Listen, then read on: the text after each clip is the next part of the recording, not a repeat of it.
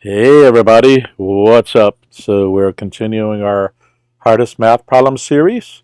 We're on grade 4 now. We finished grade 3 of the Show You Work. There's a whole other part of the series dealing with multiple choice questions. I'm sourcing these questions from the New York State exams, basically taking all the problems that the majority of children got wrong. Unfortunately, in the case of the Show You Work questions, almost in all cases, the majority of students got them wrong. There's partial credit in this case, so we're still looking at there's cases scenarios where like 0.3, 30% got the points out of it, or the total number of points was 30%. So that's not good. So that's the premise of where I'm starting from. I'm trying to avoid the context that these are, for those just joining this at grade level 4, I'm trying to avoid the context that I'm doing test questions because I'd rather focus on the concepts and the topics and problem solving and novel ways of thinking and alternate approaches and things like that. So that's the premise I'm taking here. The past videos are all in order. You can find them at GregsTutoringNYC.com/hardest-math.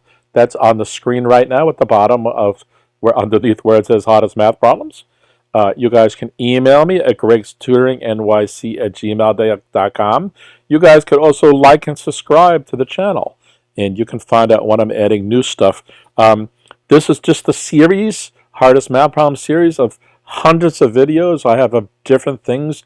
Most of my videos about the SHSAT and related exams, and at that, most of them are about math topics. Okay, but I also cover ELA. I also cover other aspects of grade level schooling and just approaches to things, whether it's admissions or standardized tests or just whatever the case may be.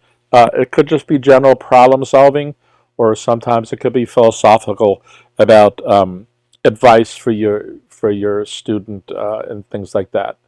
Okay, so we're at grade 4, and we're going to jump into this in a second.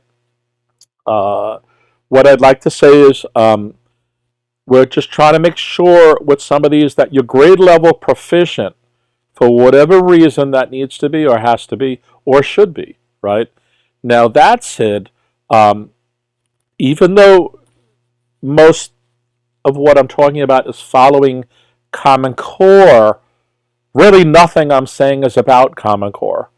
So from that perspective, this can be useful for any student in any state, not just New York State, around the world for that matter.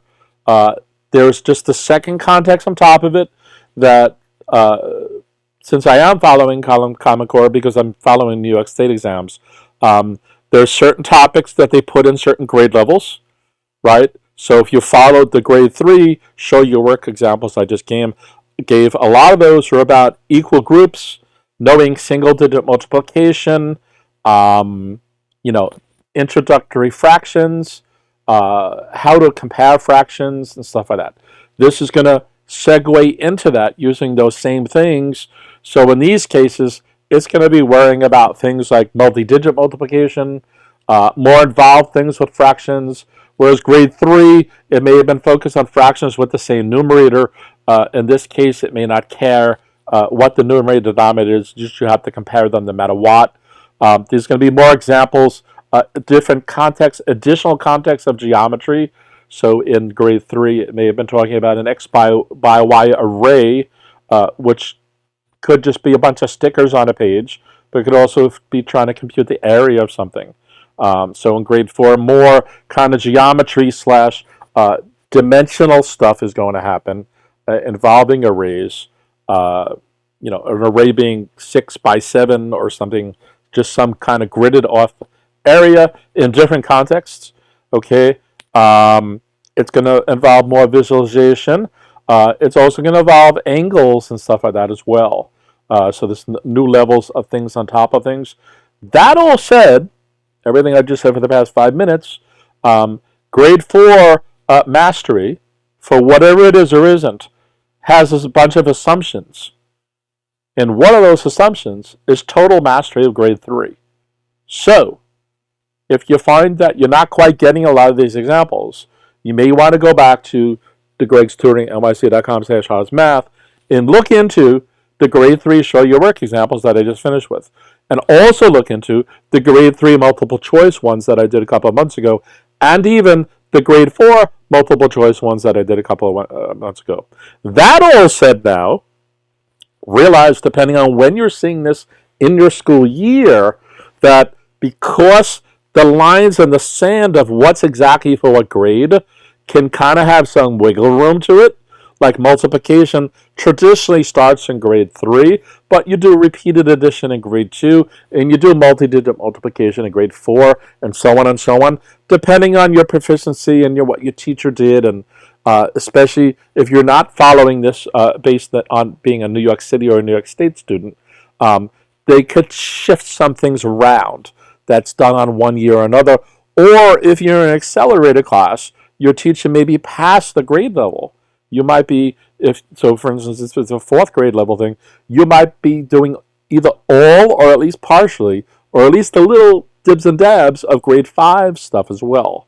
Okay? So you want to kind of yin-yang back and forth between this. Now, I haven't done the grade 5 show your work examples yet, but I did grade 5 multiple choice ones. So you have that. There's maybe 35 of the multiple choice videos I did. So you can kind of zone in to where you feel you need to be. Something is jabbing me on my back right now. Figure out where you need to be and kind of yin-yang back and forth through it. Okay? That all said, one of the good things about the grade level proficiency things is because the state test is focused on a select group of topics for that year, many of the examples are going to often be similar. Not similar that they're like 1 plus 1 is 2 and then they change it to 1 plus 2 is 3. I don't mean from that perspective, but if they're trying to focus on, say, single digit multiplication, then a lot of the examples are going to be having that. So it's not quite a drill down, but you're going to notice that as I go through these state exams, that there's a common thread to them that may or may not apply to your certain situation. However, that said, the common thread is good. It could stop being boring and mundane, but at least it's re-emphasizing the same point as I'm going over these from year after year after year. Okay? So that all said, that's where we're talking about here. That's the premise of this. There's other contexts to figure out what hardest math means. This is the approach I'm taking for this series. I do other contexts as well. That's what my other few hundred videos are about. Many hundreds of hours of videos, probably 1,000 hours of videos on math and ELA and other stuff like that. Plus, when I get through this for grade level, grade 3, 4, 5, 6, 7, 8, I might do some of the high school math. I might also do this for grade level for ELA as well. Okay? That all said, I want to keep re-emphasizing that as much as I'm using examples from standardized state tests / exams here, I am no way approaching this as state test review. However, you can use it for that. Okay? I'm really focused on matching the concepts and the topics and the thinking process behind it. And of course, there's problems to solve. Okay? And by the way, these happen to be from a state exam. Okay? So I don't want it to be, there's a state exam and I'm teaching you how to pass the state exam. That might be true. That could be a consequence of what's happening here. But my goal is to emphasize what the concepts are about that's going on underneath it all. That's the top level thing, right? Math is a cognitive. It's about conceptual things going on in our whacked out heads here, right? So that's where we want to end up being on these things. And by the way, there's a math question, all right? Okay, so with that in mind, let's jump into it.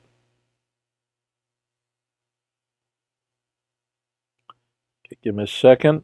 Let me get my tablet set up. Okay, there we go. A cargo ship is carrying 9 shipping crates. So we can visualize that we have a boat N is 1, 2, 3, 4, 5, 6, 7, 8, 9. Okay, I'm going to set that up that way. This could be nothing like what the cargo ship looks like and the crates, but I have 3 by 3, okay, and I have 9 shipping crates on the top of it then. That was supposed to be a 9. Each crate is equal in mass, so we're still kind of continuing on with the concepts from grade 3 of equal parts or equal shares or perhaps at least equal fractions. And the total mass of all 9 crates is 4707 kilograms. And that's the total. Okay? So, since they're all equal, there's going to be 9 parts. 9 plus 1/9 plus 1/9 dot dot dot dot dot. Finally, plus another 9th equals what? 9 over 9. All of them together. So each crate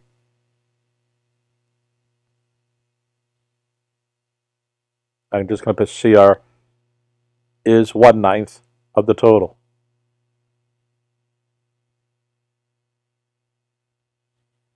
Okay? So each crate is 1/9 of 4707. So now they ask, what is the mass? And by the way, if you guys notice, I keep circling, underlining certain things. I am doing that for me. However, you seeing it, me doing this for me, you should be using my thing as a model way to approach some of this. Take each sentence at a time, try to understand it, think about it, do illustrations, do computations, whatever you need to do to get to understanding what's happening. You do the next sentence, even within each phrase, right? There's a comma here. Stop right there and figure out each crate is equal in mass. So equal is important, okay? And then the total mass of all 9 crates is that. And when I get to this point, I'm going to figure out what sentence A and sentence B together meant together, okay? And then finally, what is the mass in kilograms of each crate, okay? So it seems to me I'm going to go the full gamut on here. Let me do it this way first. 1/9 of is 4707, right? Okay, and that's the same as 4707 over 9. Okay? And by the way, let me take a quick sidebar. We talked about the multiplicand. A multiplicand times a multiplier equals a product. But we have similar stuff in a division. Okay? The dividend goes inside of here.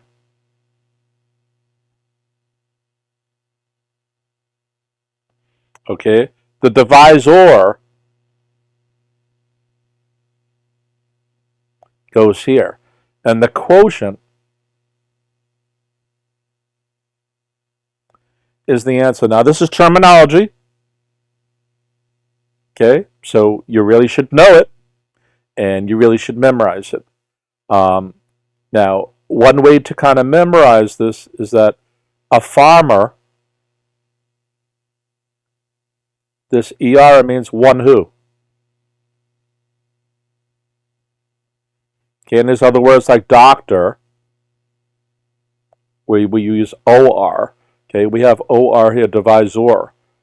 So if we think of this meaning one who does something, teacher, one who teaches, right? I'm trying to think of another OR one that, an orator, is that spelled right? Well, anyway, this means one who divides.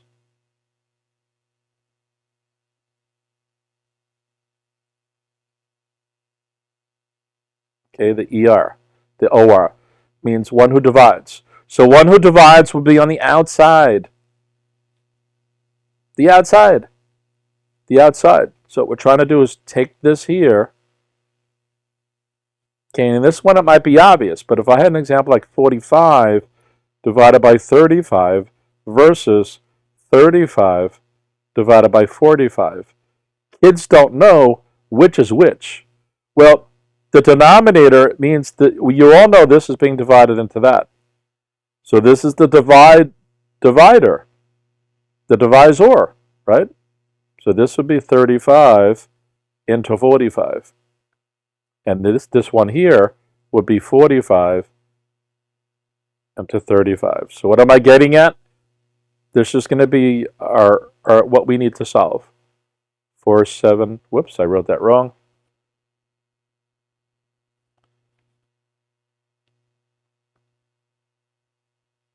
By the way, guys, I have slight dyslexia and also some other dyslexia, dyscalculate and so on. So let me just reread this. Often when there's big ugly numbers like this, or at least a number with more than one digit, I can actually see it wrong. Okay, and I did. That was a 7. All right, so that's a slight hint for anybody out there also who has dyslexia problems, where this 9 here influenced what I was seeing. So that should have been a 7. So it's always worth, even if you don't have this condition, going back and seeing if your numbers are there. Because if I left it as a 9, then I'm solving a problem that they asked me to do. Okay? All right, so let's go for it. 9 goes into 4, can that do? 9 goes into 47, right? How many times? 9 times 5 is 45. Okay, so we do a 45. We subtract. We get 2. We drop down to 0. Okay, so now we have 9 into 20. Okay, and it's important that I wrote, because I did the 9 into the 47, it's important I wrote the 5 right above the 7. It's important I keep my column straight, and it's important I drop down to 0 straight down. 9 now goes into 20 2 times, that's 18, with 2 left over. Okay? Well, actually, I would write 18, do my subtraction, and get 2. Okay? Now I'm going to drop down this, 7, straight down. Now 9 into 27 goes 3 times.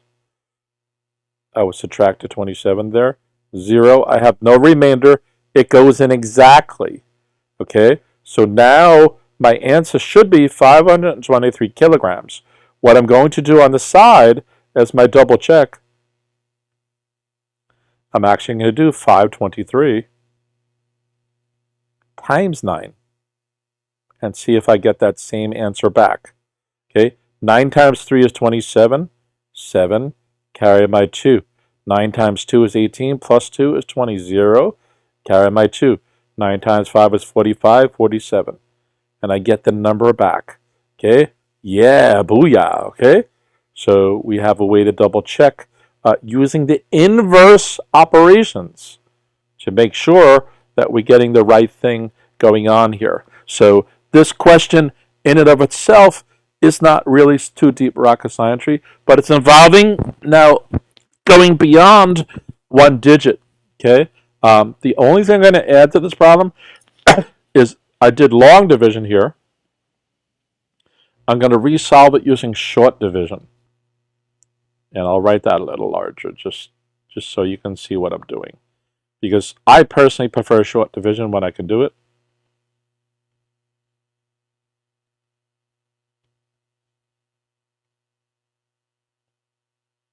And you can kind of keep it in space. So 9 goes into 4, can't do. 9 goes into 47 the 5 times, just like before. And we can do this in our head, or we can go on the side and do 9 times 5 is 45. The numbers are too ugly. And then do 47 minus 45, and we get 2. We get 2 left over. So you still may have to do those little computations on the side. 9 times 5 is 45, 46, 47, right? We have 2 left over. You write a little 2 there. So now this here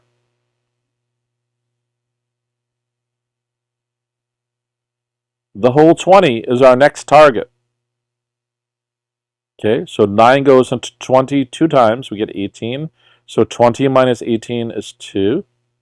Okay, and now our next target is to 27. 1 second here. This is delaying for some reason.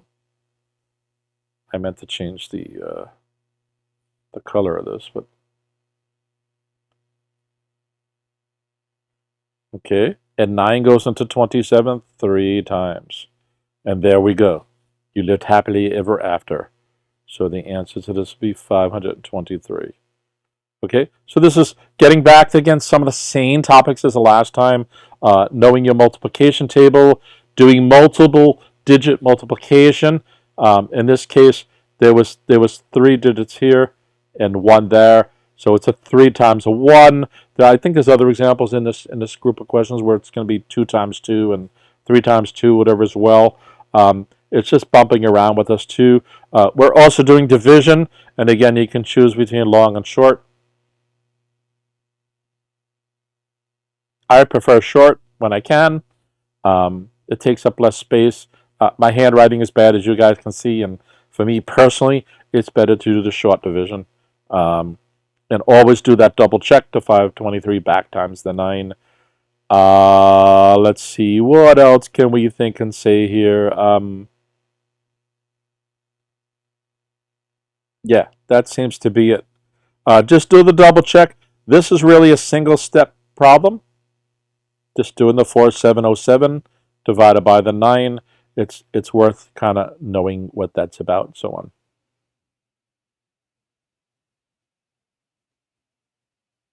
Okay, this is a word problem. There's a bunch of numbers flying around in there. The 58, the 36, the 4 could get ugly. Let's see. Madeline uses 58 beads to make a necklace. So each necklace, right? Each necklace, 58 beads. Right, we did the first sentence. And we're just going to stop to see where we are. Speaking of that, let me just make sure I'm still running good here. Yes, I am. Alrighty. She plans to sell 36 necklaces at each craft fair before she goes on. So it seems to me she wants to make 36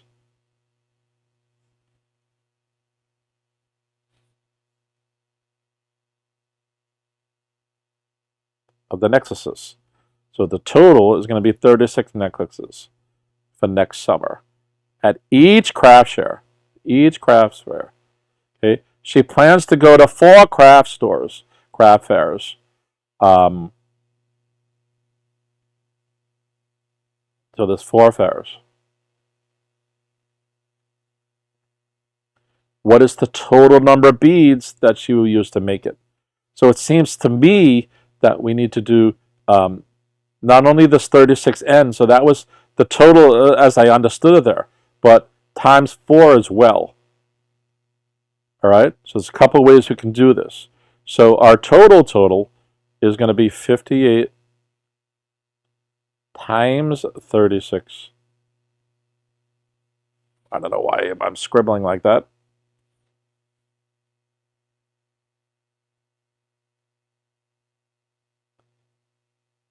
Times 4. Okay? Conceptually, this is probably a reasonable order to take in this, but from an arithmetic perspective, we know that A times B, we have the commutative property, can also be B times A. So really, we can solve this in a whole bunch of ways.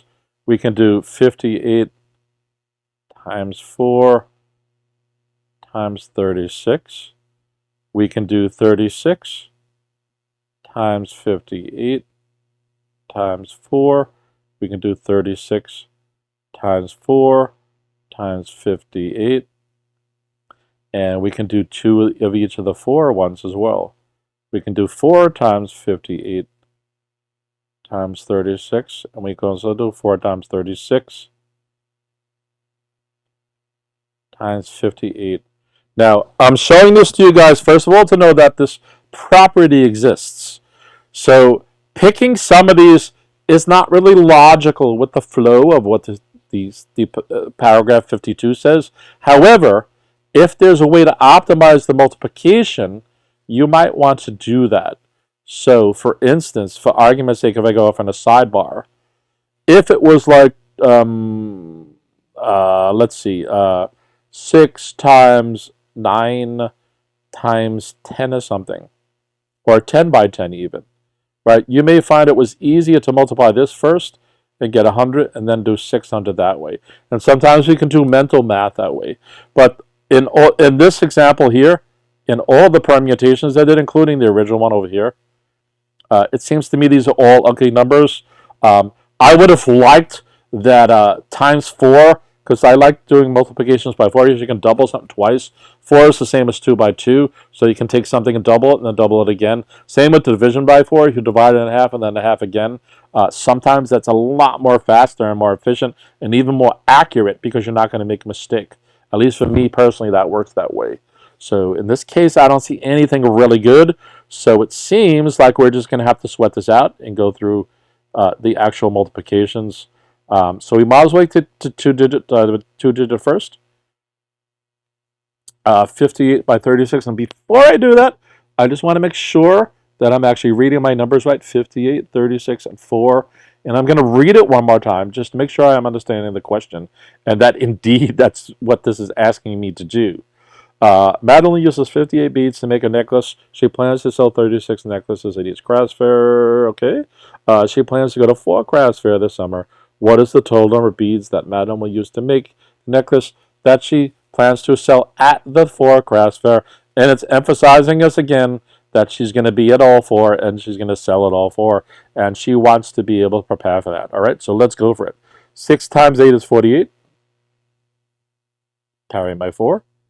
6 times 5 is 30. Plus my 4, I got 34. Okay, now do the 3. 3 times 8 is 24. 4, carry my 2. Okay, 5 times 3 is 15. Plus the 2 I carried, I get 17. If you noticed, I skipped this space here. You can either leave a blank there or put a 0 there. The reason why is because the value of this 3 right here is actually 30. Right? Because it's 30 plus 6 is 36. So it was actually 30. So we skipped the space there further. Okay, in any event, now we have to do is add them up. So 8 plus nothing, or 8 plus 0 is 8. Okay, 4 plus 4 is 8. 7 plus 3 is 10, 0. Carry my 1, and I get 2088. Okay, so now I've done up to here, and I still need to do this times 4. All right, so I have 2088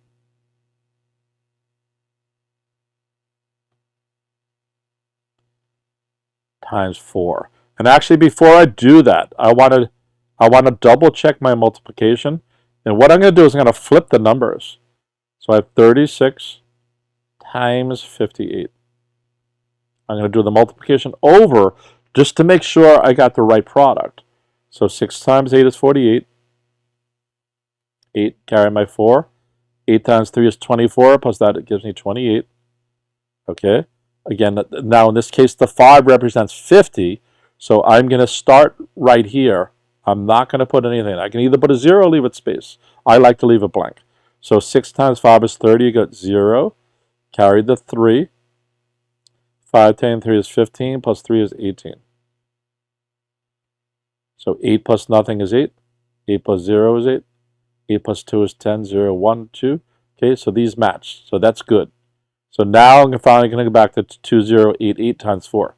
8 times 4 is 32. 2, carry my 3. 8 times 4 is 32, plus 3 is 35. Carry my 3. 4 plus 0 is that. So it's plus 0 plus 3 is 3. And 4 times 2 is 8.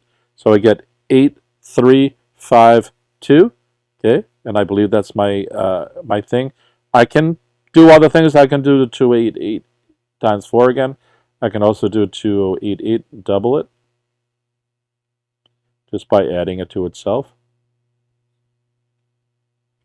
8 plus 8 is 16, 6. Carry the 1. 8 plus 8 is 16, 1, 17, 1, 1, 0, 0, 1. That gives me 4176. So this was doubling it. So if I add 4176 to itself again,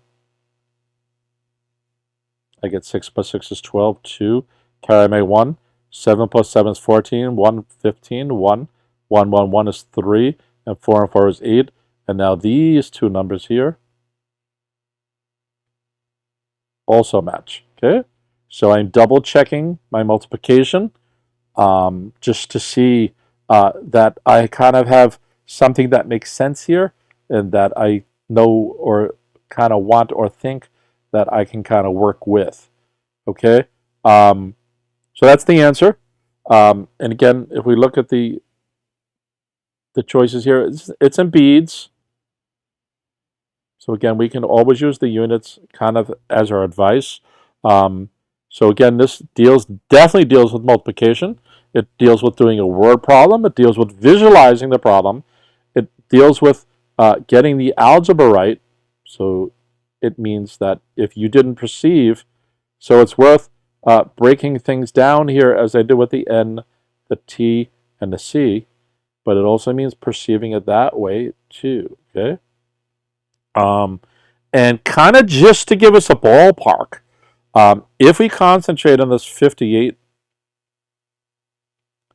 by 36 by 4 kind of a thing again, if we were to estimate this 58 estimates to 60, okay, 36 estimates to 40, and if we want, the 4 kind of estimates to 5, okay?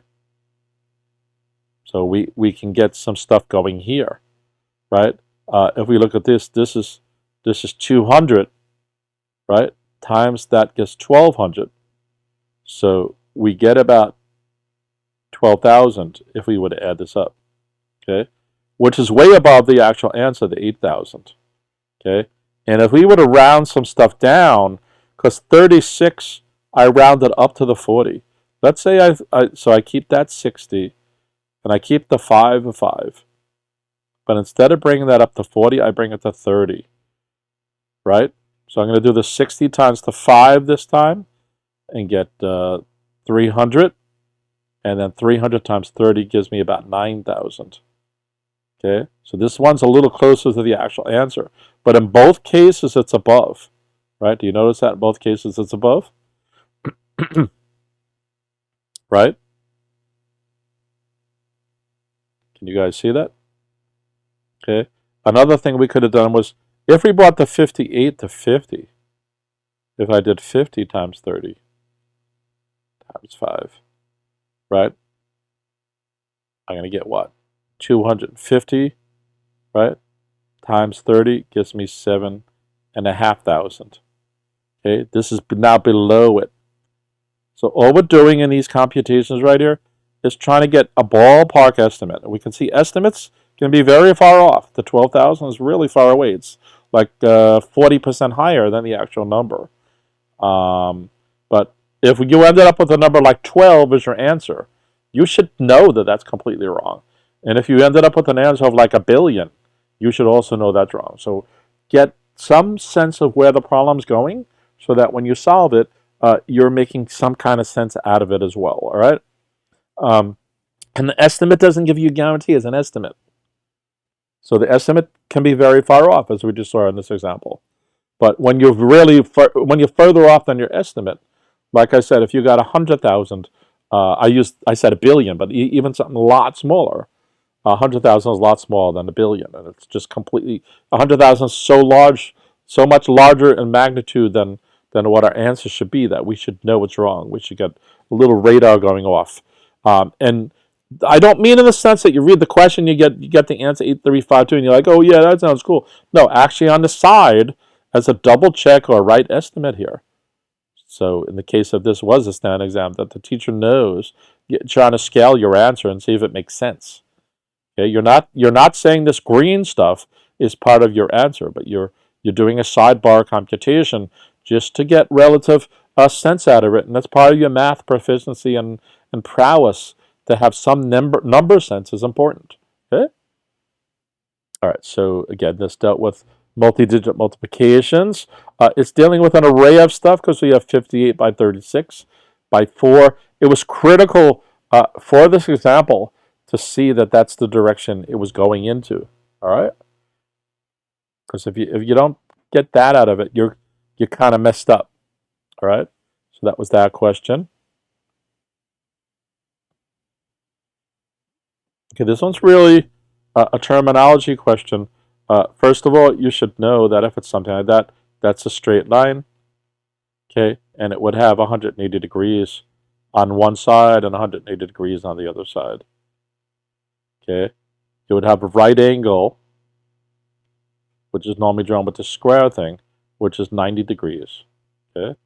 Okay. If an angle is smaller than 90, that's called acute, okay.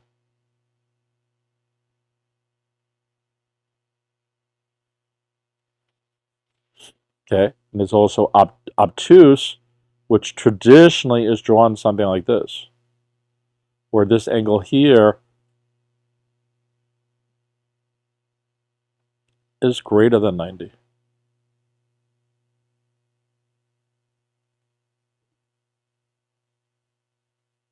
Okay, so first of all, it says to draw it. So in this, they would actually give you a protractor. I'm not going to use that here. And it's important to know how to use your tools. You would line up. I did draw that sloppily, but if your thing was like that, there's normally a dot you would line up here, and then there's also a line that you would line up as well. And then you would read off, you would follow and read this off here. As long as it's greater than 90, you're cool. And I think they ask you to label it. Yeah, what is the measure of degrees that you drew? So you would have to put that down, and technically the teacher would try to do that. So we can kind of eyeball this. If I did something like this, if I drew a line, and I'm saying that's 90, right?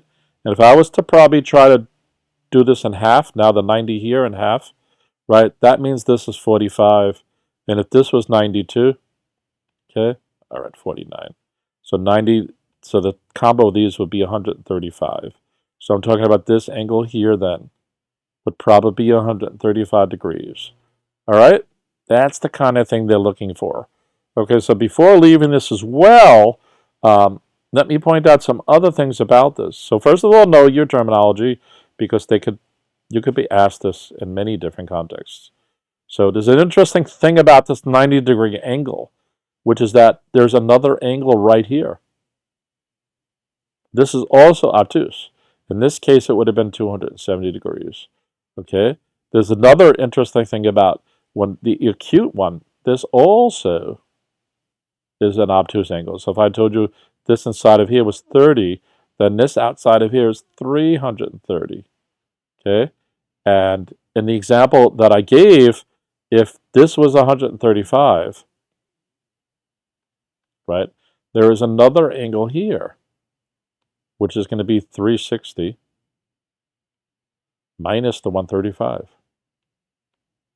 Right, so we can do that, borrow, 5, 2, 2. So it turns out this angle here is also an obtuse angle. There's two obtuse angles. It said to just draw one, and then it asked you to label it. That's all they did there. So it doesn't matter which one you choose, but all the reds here, they're all obtuse angles. All right, so again, this is completely different than all the grade 3 stuff. It's kind of a new approach. You did geometry stuff already, two-dimensional shapes. So now you're dealing with things involving angles.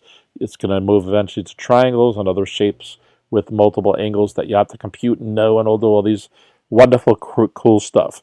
So this is about terminology. It's about spatial things, involving things in a two-dimensional space, at least for now.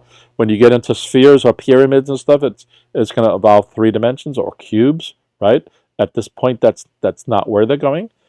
This involves a two-dimensional visual, right? In this case, they're not giving it to you, they're asking you to produce it.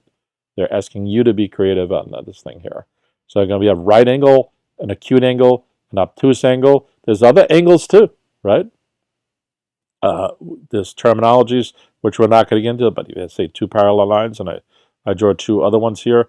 This angle might be equal and stuff. So there's labels and stuff for that. We're not going to get into that here. So there's many other kind of angles that you may have to deal with involving this stuff. I like to call the case here that this was an inner acute angle, and the one here was an outer obtuse. Okay, so we can call it an inner and an outer thing. And there's also the issue, which I'm not showing here, is using your protractor properly. All right? Okay. Okay, so the concept behind this is really the terminology and knowing how to use things and be able to talk about them and stuff. And if you can get this far with 53, you can do well. Most students actually did well in this. I just wanted to kind of elaborate on it. That's at 25. Most kids, the amortized score for most people was about 75. So there was still about one mistake everybody made on this. All right. So, well, actually, that's not true, but everybody didn't get the answer to this. So beware. Okay, 54 is not about multiplication, not about fractions. It's just about plain old hunky-dory, lovely, large numbers. Okay? So there are 800,000, 820,000, right? This comma tells us these are thousands. What did I just do there? Living in Indianapolis, we don't care where it is, and 805,235 people living in San Francisco at the time of the last sentence. And let me repeat this because I think I just only put the first. So this is 820,445. Okay? A lot of students have a habit of saying and at the very end. This is not 820,445. And the other number is not 805,235. The word and doesn't belong there. Okay? And only belongs on something like 8 and 2/3. Well, we can often just say 8 and 2/3. Well, that's, yeah, 8. Yeah, that's where you put the and in. Okay? So if I wrote 123, I don't say 123. Okay? Because that would be 123. There would be two different numbers that we're talking about. Right? Okay? Yeah? Okay. So that is not what the question is, but I thought I'd throw that out there. Use this sign, which means greater than.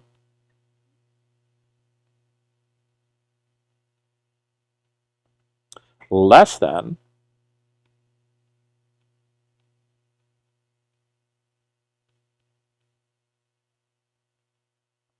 Or equal to a sign. So this is terminology. This is also terminology, but symbolic.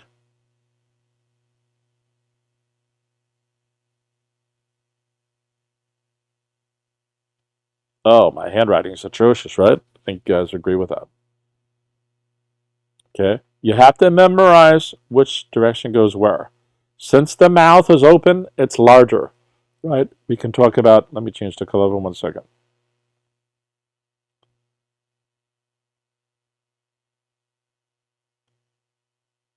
Right, this span here is larger than this, which is just the dot. So if we go from larger to smaller, greater than, this is the inverse. We go from smaller, so it starts out less than, and moves to greater than. So we talk about it from where it starts from. So it's open, so it's larger, greater than.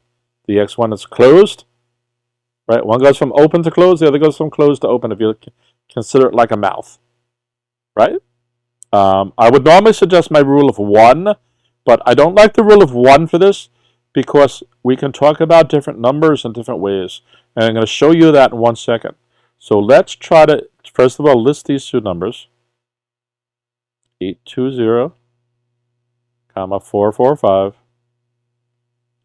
And we need to decide what to put here, what symbol to put there. And then we have 805, comma 235. So they're both 800,000. This is 820,000. This is 805,000. So from right there, we don't need to compare anything else. This is that, 820,445. And we can list the numbers next to each other, or on top of each other, I should say.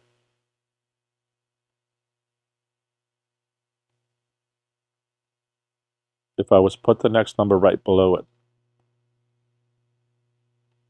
We can see from a value position that this 2 is in the 20,000 column, but there's a 0 here for this part. So 20,000 is definitely higher than no thousand, right? So this number here is greater than, okay? There is another way to look at all this, which is what I was trying to talk about over here, which is, let me change the color for 1 second again. Let's use blue. That 805,235, and I don't put the commas in often, but technically they're supposed to be there, so let me do it, is less than 820,445. And that's our thing there. So both of these are valid operations and comparisons. So it says there were 820,000 so on living in Indianapolis and 805,000 so on people living in San Francisco. Use these to compare the numbers. They are not telling us whether to do it the blue way or the green way. And in both cases, it makes sense, okay? Because if we go back to my the way I defined what those mean again, and let me change the color again, that this means less than because it starts there and moves to greater than. So isn't it true that 805,000, whatever, is less than 820,000? And the same thing here. This starts out with the mouth open, larger, and moves to smaller. So that means greater than. So isn't it true that 820,000 is greater than? These are both true, right? And just to simplify it, isn't it true that 5 is greater than 4? If that's true, isn't it also true that 4 is less than 5? Isn't that true? Right? And there's part of this where if we read this going this way, it says 5 greater than 4. If we read it going that way, from the right, it says 4, because the little thing is here. 4 is less than 5, right? So that's why both of these are true. They both say the same thing. Okay, and if we would do it down the number line, that's 0, that's 6, that's 3, 4, 5. Okay? It says 5 is, if we take this as A, and this is B, okay? 5 is greater than 4. Yeah, that's true. And the other one says 4 is less than 5, because that's true, right? So it doesn't matter if we just take larger numbers. It's still going to work out. Okay? So the answer is either this here, this A, or this B here. They're both valid ways to write the answer. Okay? I would tend to use the order that they gave it in. Since they used the 820, I would probably put that number here. And then leave a space and then put the other number there.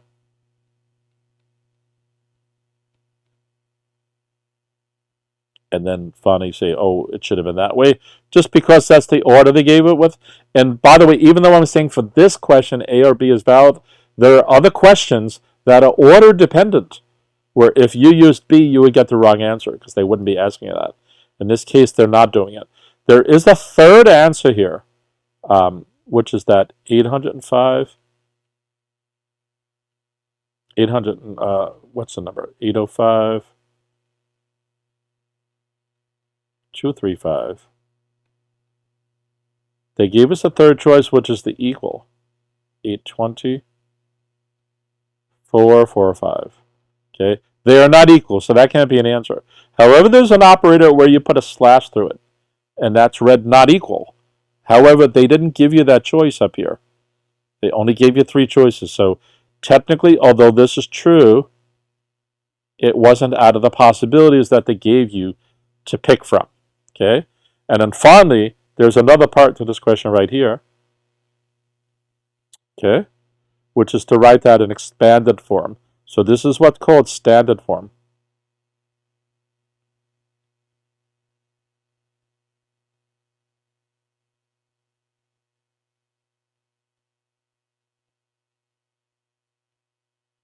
So what expanded form is taking the value, it's taking each digit and applying the value to it. So this is not an 8, it's an 800,000. So we're going to write that out. And we're going to add to that the 2, but that's not a 2, that's 20,000.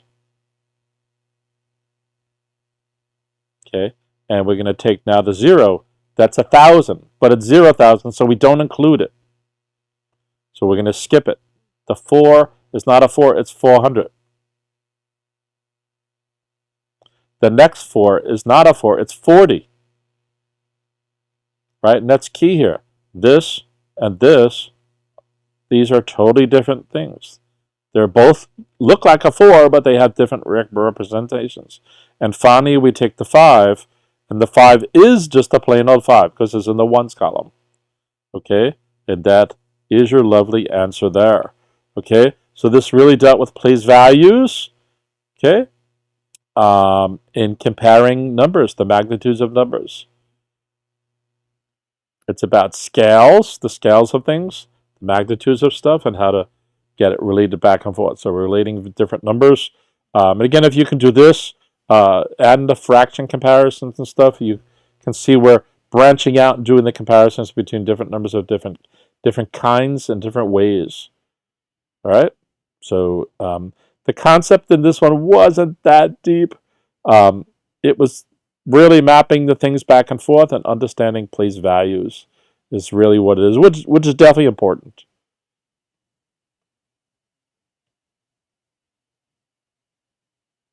Okay, so this is involving some fractions. So let's go and take it a sentence at a time. A chef mixed olive oil and vinegar oil to make salad dressing. So the salad dressing is comprised of olive oil plus vinegar.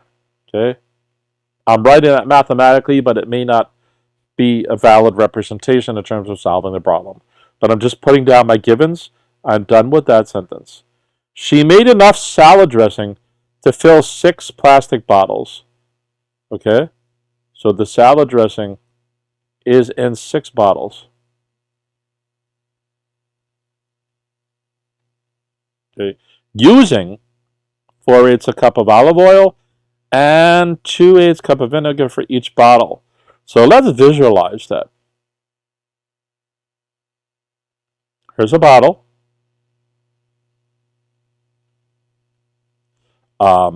I don't know that we have to do it accurately, but let's split it up into 8s. That's a half. Right? Each of these is a quarter now. And if I split each of those up, we're going to get 8s.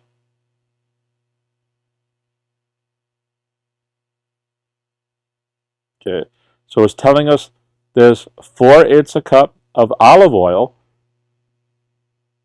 So that's 2 of them, 3 of them, 4 of them. So that the yellow is 4/8 of a cup of olive oil. Okay, and 2/8 a cup of vinegar in each bottle. Let's change the color for that.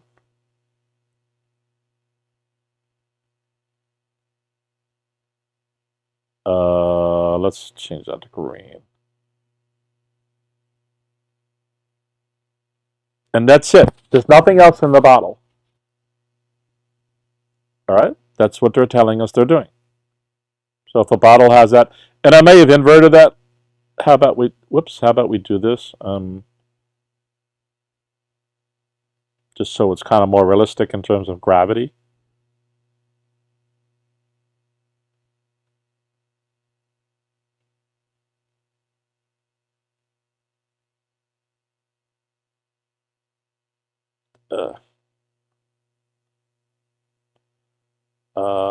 That was the top of that. And there would be 2 more parts. Let's say that's just air. Okay, so this would give us olive oil. This would be the vinegar. Okay, and this would just be air.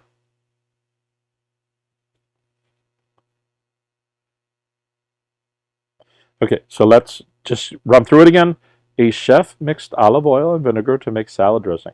Cool. She makes enough to fill 6 plastic bottles. The 6 of them using 4/8. So this is 4/8 here. And 2/8 of vinegar. Okay. What was the total amount in cups of salad dressing the chef made? Well, it seems to me if the 6 bottles of that we're going to have 4/8 of the olive oil times 6, and also 2/8 of the vinegar times 6. Okay, so this is going to give us 24/8. And this is going to give us what, 12/8?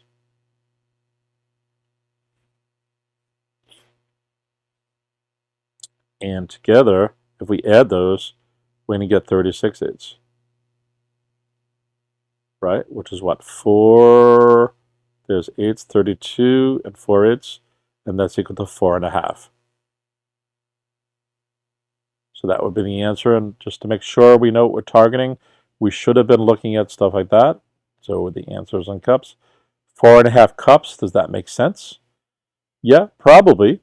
The other thing we could have done was we could have added this from the get-go. So we could have the 4/8 plus the 2/8, and that's equal to 6/8.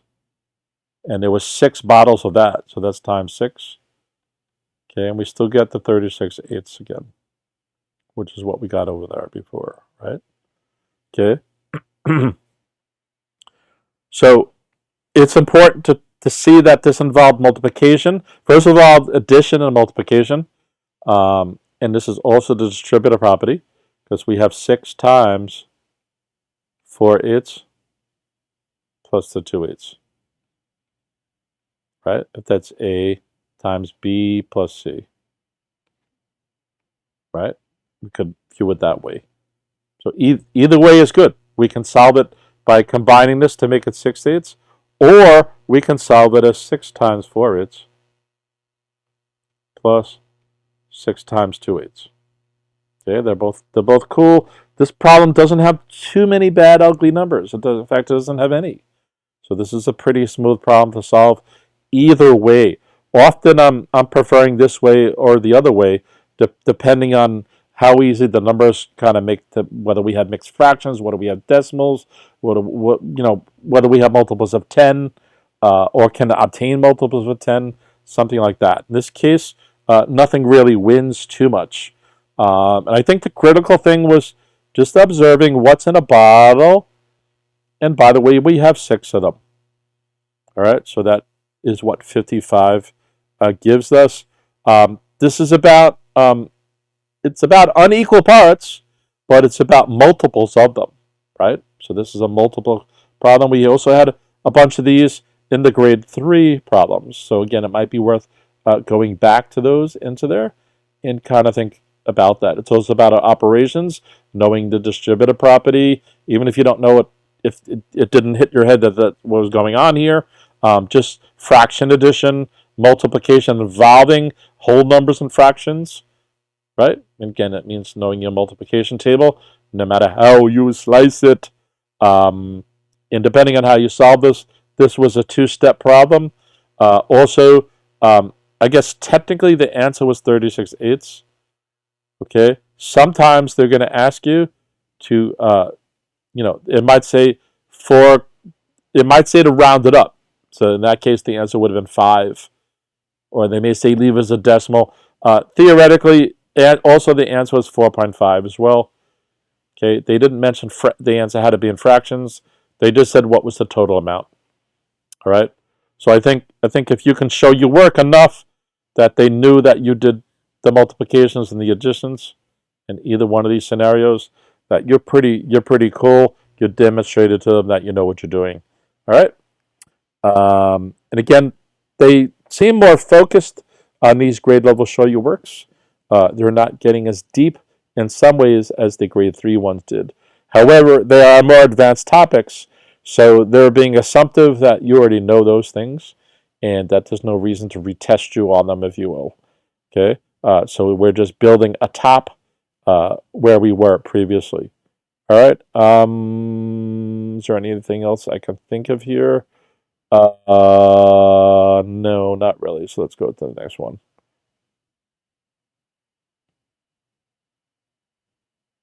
Okay, so we have an illustration about road paving. There seems to be something going on chronologically. Something on Monday, something on Tuesday, something on Wednesday, something on Thursday. All the lengths are different. They probably want us to add these up or compare like Monday versus Wednesday. I don't know what they're going to go on here. The only thing I know is they're all miles, which makes sense because it's a road, it's a street, it's a highway. We're not sure yet, and it may not matter. Okay, so a work crew spent 4 days paving a stretch of road. Awesome. So this must be the days here. 1, 2, 3, 4. The table below shows the length of the road paved each day. Okay, so on Monday they did 5 and 5, 6. Tuesday. So again, I don't know if they're going to compare or they're going to ask us for the total or what. The entire road length will be 27 miles. It's not yet, apparently. What is the total remaining length of the road that needs to be paved? So this implies subtraction. So one approach to this is to see how much they paved and then see how far away they are from 27 by subtracting it from it.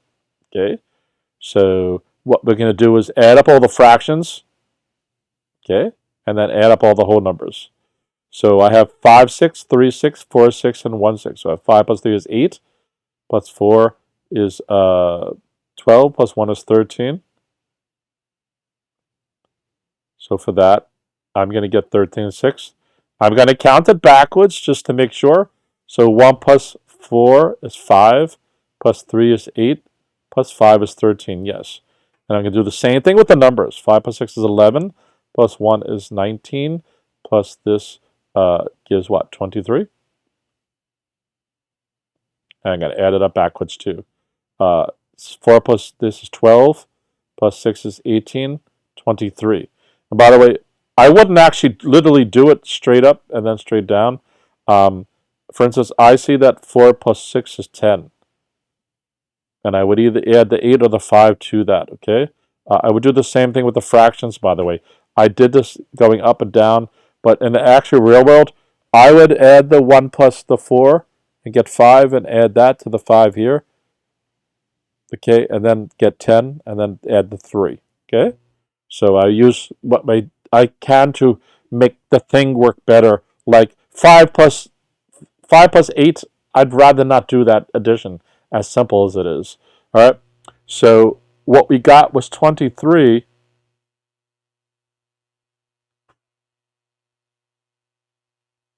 And 13/16.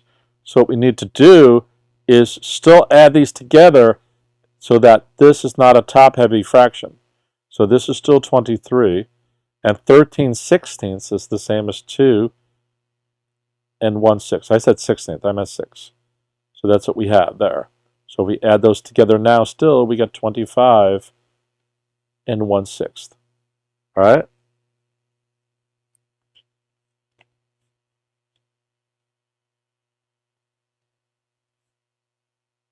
Okay.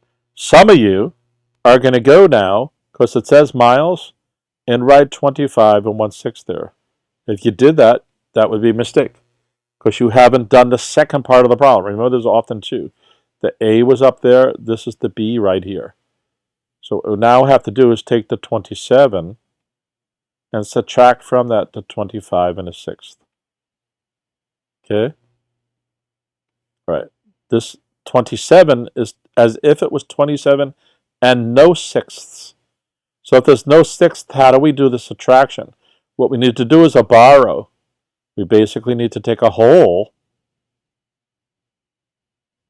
and do that, right? Since this is 1, 26 plus 1 is 27. That's what we started with. So we have to rework the numbers there. So now we can do the subtraction. 6/6 minus 1/6 is 5/6. 25 minus 26 is 1. So now we finally get the answer. The answer is 1 and 5/6. Okay? Right? So this deals with addition of mixed numbers. Also subtraction of mixed numbers. It also deals with borrowing, carrying, right? Because we had to convert this 13/16 here, and we also had to do the conversion this here. So we did a subtraction where we had to bring things over. We did an addition where we had to bring things over as well. Just going the opposite directions on things like that. Okay, there is an alternate way to approach this, which is to take each day at a time. So if we did 5 and 5/6 plus 6 and 3/6, we'd get 5, 6, 7, 8/6. So we get 11 and 8/6. I am not going to convert the 8/6 to be 1 and 2/6 yet.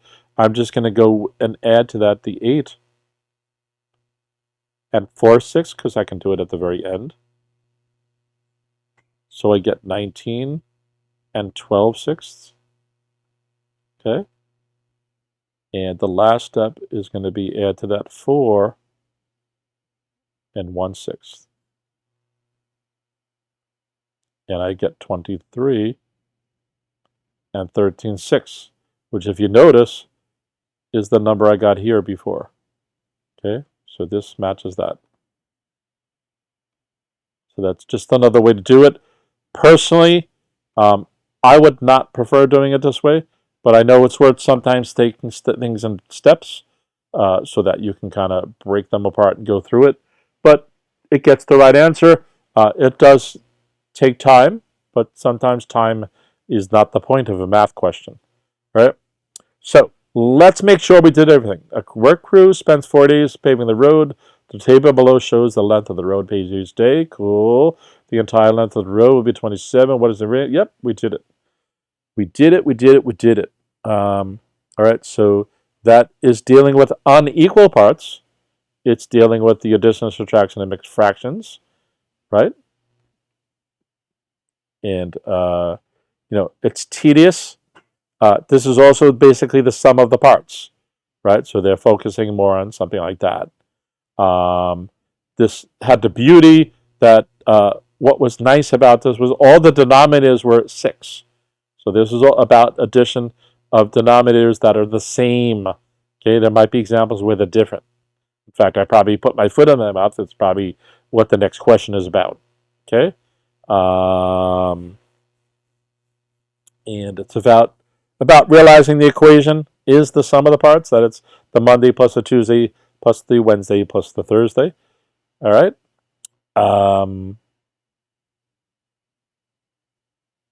Yeah. Okay, there's a lot of words for this example. So the students in the Go Green Club started a school recycling program. Awesome, totally awesome.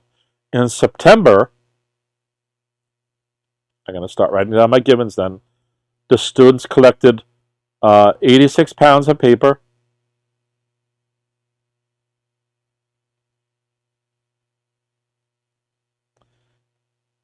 and 18 pounds of cans to recycle. Okay. For October, the goal was to collect 3 times that amount.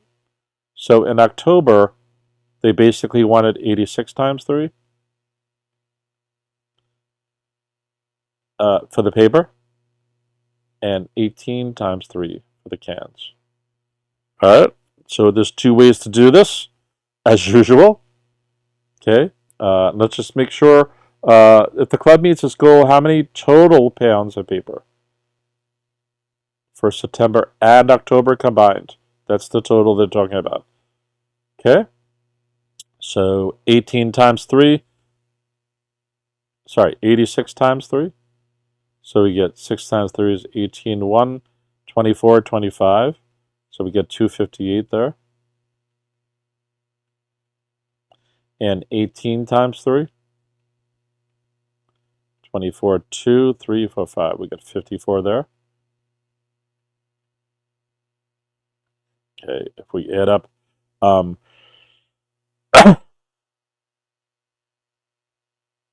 it. The tutor screwed up. That should have been a 5.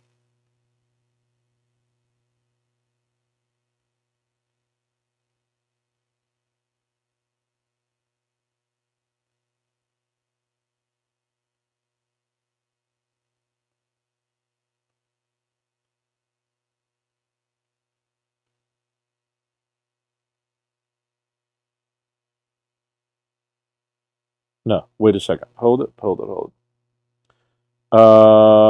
goal, yep, it says 5 here. So 18 times 5. Again, some of this you can do in your head. I'm just writing it out longhand. 8 times 5 is 40, 0, 4. I think this is 9. That's 90. And since we have the 2 of these, this is our October numbers for each paper and can respectively, so we can add them up. 8 plus 0 is 8. 9 plus 5 is 14. Carry my 1, and I get 348. So I get 348 pounds. All right. And some of you are going to stop and write 348 as your example, but it wants the September and the October. This is only the October. So what we need to do is add this up, right? Let me make that neater.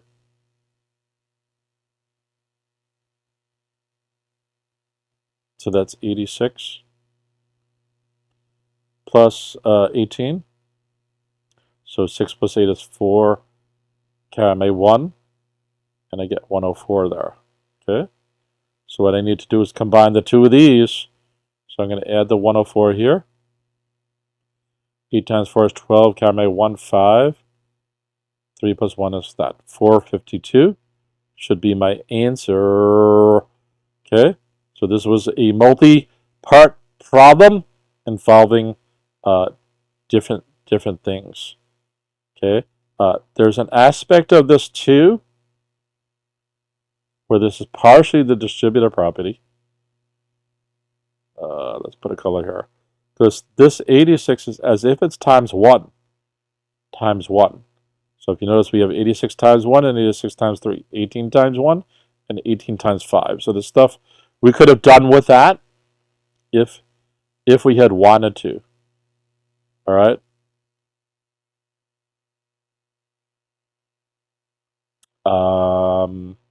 So this deals with multiplications again. It deals with unequal parts, but still grouping them together. We could have done this as additions, like 86 plus 86 plus 86, even plus 86.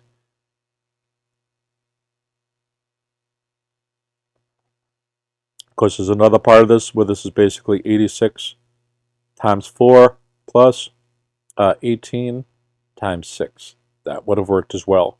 Because if this is 3 plus the 1 and 5 plus the 1 times the original number here.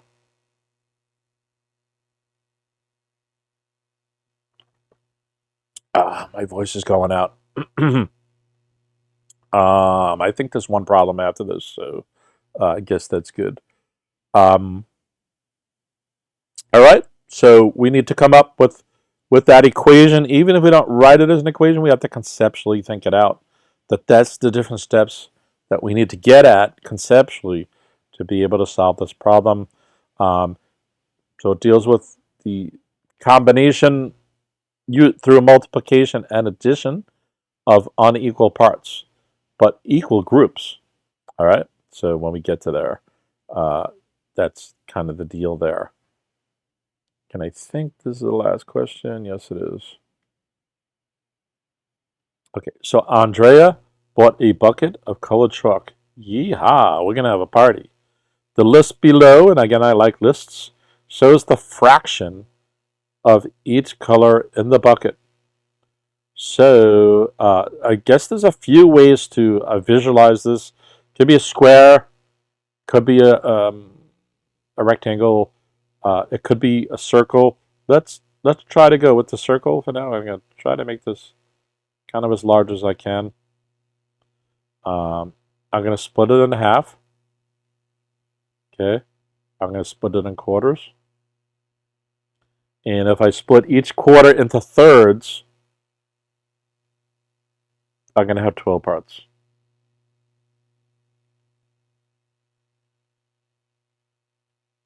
And it's turning out to look like a very sick basketball.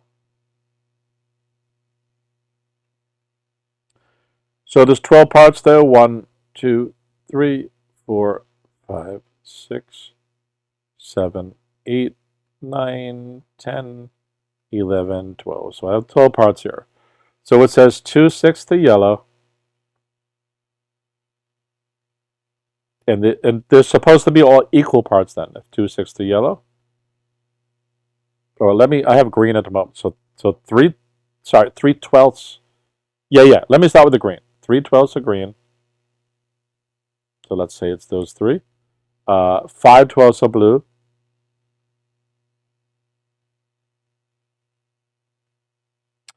Let's see, do I have a light blue here? Not really, so let's try this.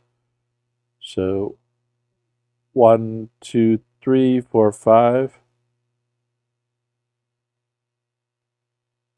Okay, and then it's telling me that 2/6 the yellow, but 2/6 is equal to how many 12s? Okay, the answer there would be 4. Because we're doubling that, we double this. So we get 4 12s would be yellow. And we should be left with 4 here. So 1, whoops, that's still blue. Hang on one second.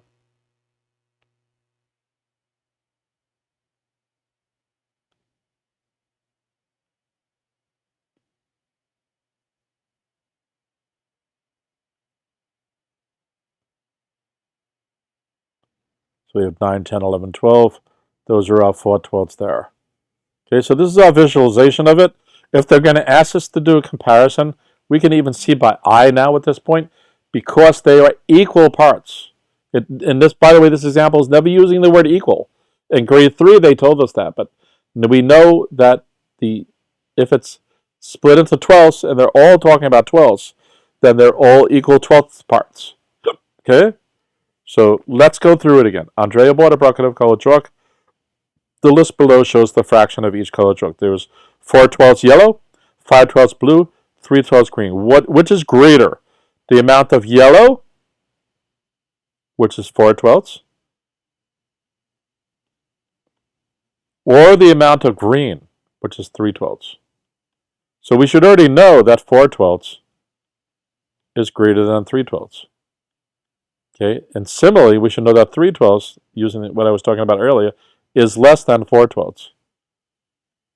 Okay, these are both true. So it says which is greater, right? Which is greater is yellow. Okay, and the reason why is by showing this conversion, that 2/6 was 4 12ths, and then you could use the graphic that I just did above here. You can draw something like that. And you're not going to say have colors if you were trying to solve this, say, on a test, but you could still show graphically, and instead just put y here. There's y, b, b, b, b, b, right? And g, g, g, right? So you can still do that without having colored pencils or markers or whatever the case may be. All right. So that's the first part to this. Okay. There's the second part down here. Right?